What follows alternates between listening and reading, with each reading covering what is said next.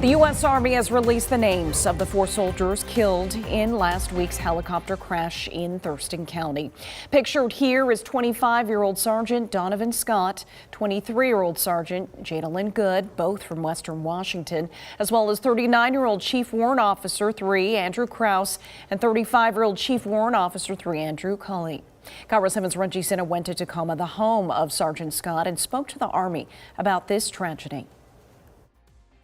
Well, the U.S. Army says all 4 service members were stationed here at JBLM and were identified as Night Stalkers with the 4th Battalion, 160th Special Operations Aviation Regiment. The crash happened Wednesday night, about 40 miles from here at Summit Lake.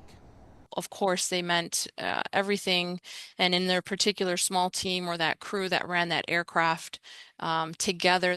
Lieutenant Colonel Ali Scott spoke with sadness and pride after the Army released the names of the 4 service members killed during a routine training mission last week near Joint Base-Lewis McChord. The soldiers were on board the helicopter that crashed near Summit Lake in Thurston County after an aviation mishap last Wednesday evening. 2 were from Western Washington, 25-year-old U.S. Army Sergeant Donavon Scott from Tacoma and 23-year-old U.S. Army Sergeant Jadalyn Good from Mount Vernon. The others killed are 35-year-old Chief Warrant Officers Andrew Cully from Missouri and 39-year-old Andrew Kraus from Florida.